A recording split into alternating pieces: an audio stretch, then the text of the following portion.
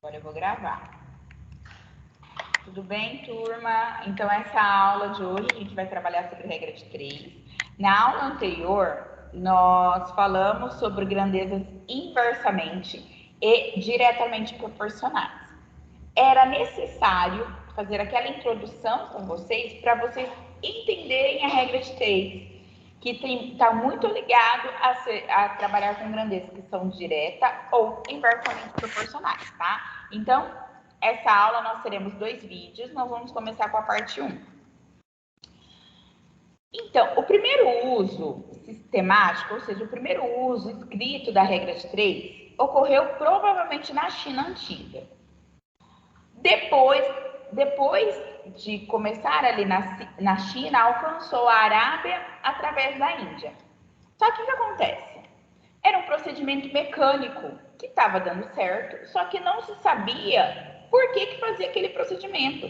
Não havia uma fundamentação, uma justificativa teórica para o uso daquele procedimento para se encontrar um terceiro valor.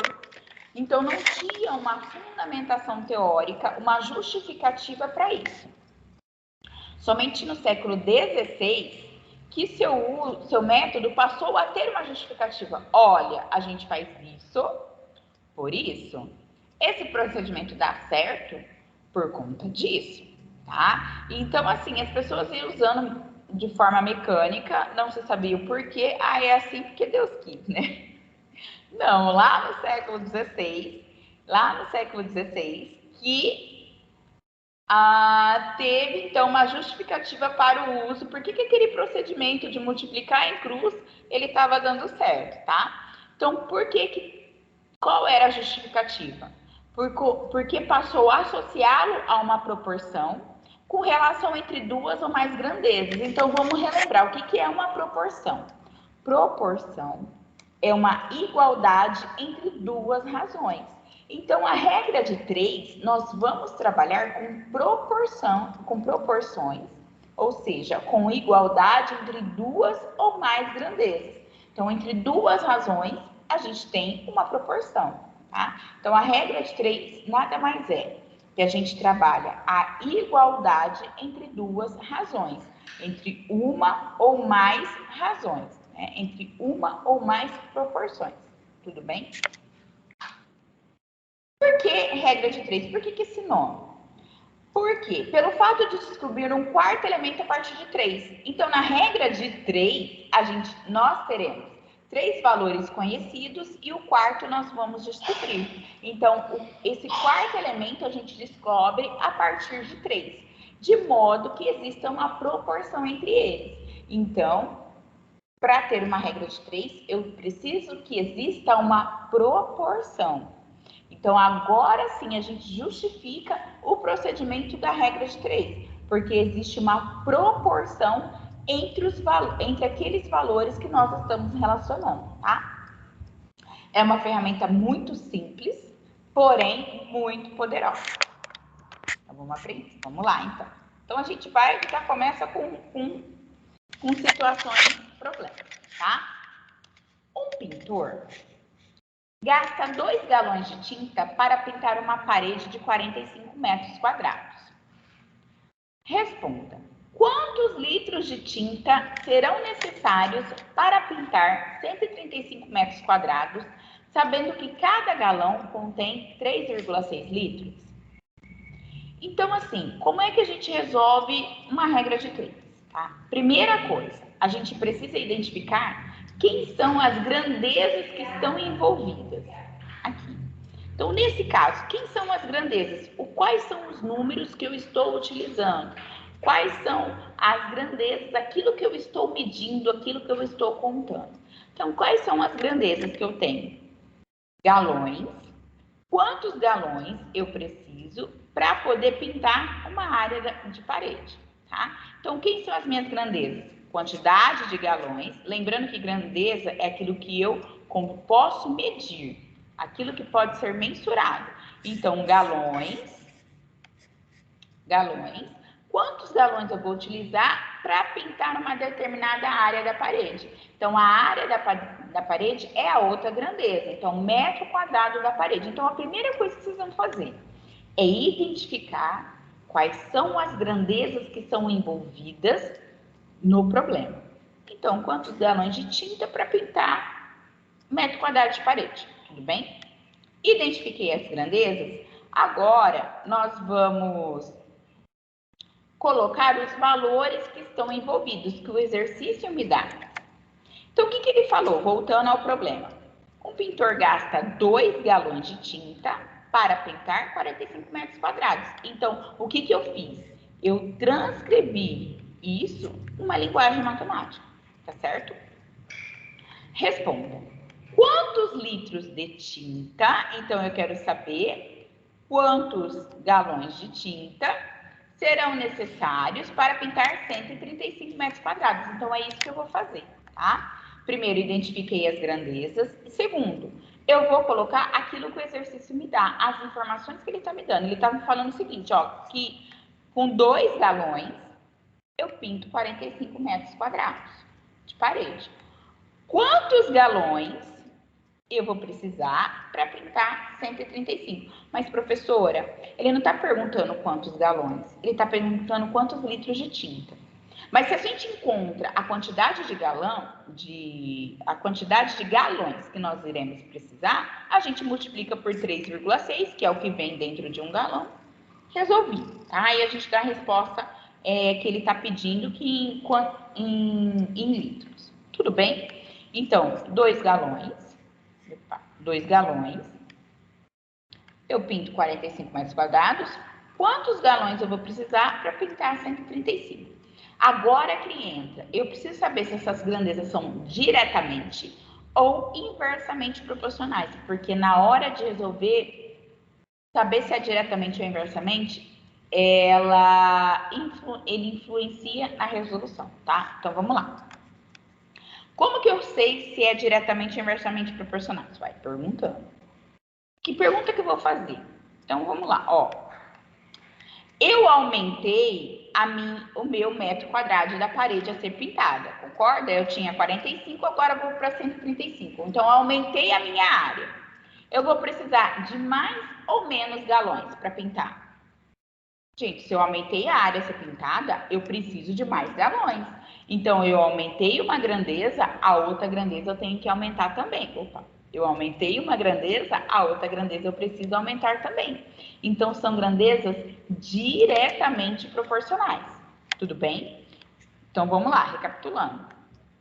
Eu aumentei a área a ser pintada, isso quer dizer que eu vou precisar de mais galões. Eu aumento a quantidade de galões. Então, eu tenho grandezas que são diretamente proporcionais. Tudo bem? Então, grandezas diretamente proporcionais, a gente multiplica em cruz. Normalmente, eu não preciso inverter. Então, eu faço a multiplicação em cruz normalmente, tá? Então, 45 vezes x e 2 vezes 135. Por que, professora, eu posso multiplicar em cruz? Porque aqui a gente tem duas razões que são iguais. Então, nós temos uma proporção. Por isso que a gente pode multiplicar em cruz, que a gente já viu na nossa aula de razão e proporção, tá? Então, professora, mas como assim que a gente tem duas razões? Lógico que a gente tem 2 sobre x e 45 sobre 135. São duas razões. A única diferença é que a gente não colocou o tracinho aqui da razão, mas elas são duas razões que são iguais, então a gente tem uma proporção. Se a gente tem uma proporção, a gente pode multiplicar em cruz, ok? Então, vamos lá. Aí sim, por isso que eles associaram a regra de 3 à proporção. Então, vamos lá. Então, vai ficar 45x, que é igual a 135 vezes 2. Então, 45x é igual a 135 vezes 2, 270. 270 dividido por 45, x igual a 6. Tá? Na nossa aula de resolução de exercício da anterior, eu falei para vocês que vocês podem passar o 45 aqui, dividindo, aí poderia ter simplificado 135 com 45, ia dar o mesmo resultado, tá bom? Aí vocês veem o que fica mais fácil, tá? Mas ele me pediu, qual que é a pergunta? Quantos litros de tinta? Ele não perguntou quantos galões. Então, eu vou na pergunta, tá? Então, se eu uso 6 galões e cada galão é 3,6, 6 vezes 3,6, então a gente vai precisar de 21,6 litros. Tudo bem? Simples, né? Certo, turma? Vamos para o próximo. Esse é da Vunesp, tá? Para realizar um determinado serviço, uma gráfica demora 9 dias utilizando 5 máquinas, todas com a mesma capacidade de produção. Com apenas 3 dessas máquinas, o número de dias necessários para realizar esse mesmo serviço será? Então, vamos lá. Ó, primeira coisa, quais são as grandezas envolvidas? Então, eu tenho dias e máquinas, tudo bem? Ó, dias e máquinas. Então, utilizando 5 máquinas, eu faço serviço em 9 dias. Então, essas são as grandezas, aquilo que eu estou mensurando, aquilo que eu posso contar. Então, dias e máquinas. Então, a informação que ele me deu, que uma gráfica demora 9 dias utilizando 5 máquinas. Com apenas 3 máquinas, quantos dias serão necessários para realizar esse mesmo serviço? Identifiquei as grandezas. Tudo bem? Agora, o que eu preciso saber? Se são inversamente ou diretamente proporcionais. Então, vamos lá, vamos fazer a pergunta. Se eu diminuo o número de máquinas para realizar o mesmo serviço, eu vou precisar de mais ou menos dias? Se eu diminuo, eu tinha 5, agora eu vou para 3. Eu estou diminuindo o número de máquinas. Eu vou precisar de mais ou menos dias para realizar o mesmo trabalho. Eu diminuí as máquinas, então eu vou precisar de mais dias para entregar o mesmo serviço, tudo bem? Diminuir as máquinas, eu vou precisar de mais dias para realizar o mesmo serviço. Então, eu tenho grandezas inversamente proporcionais, porque eu diminuo uma, eu tenho que aumentar a outra grandeza. Então, elas são inversamente proporcionais. Nesse caso, se elas são inversamente proporcionais, eu vou ter que inverter uma das minhas razões. É isso que eu vou fazer, tá? Então, eu inverto. O que eu sugiro para vocês? Como a gente vai trabalhar regra de 3 composta, então eu sugiro aqui que você já tenha o hábito de inverter aquilo que a gente já tem, tá bom? Então aqui, o X a gente vai descobrir, então a gente não tem. Então você poderia inverter qualquer uma das duas. Mas, pensando já na regra de 3 compostas, vamos trabalhar invertendo os valores que a gente já tem definido, tá bom? Então, como são grandezas inversamente proporcionais, era 5 terços, eu vou inverter, vai ficar 3 quintos, tudo bem?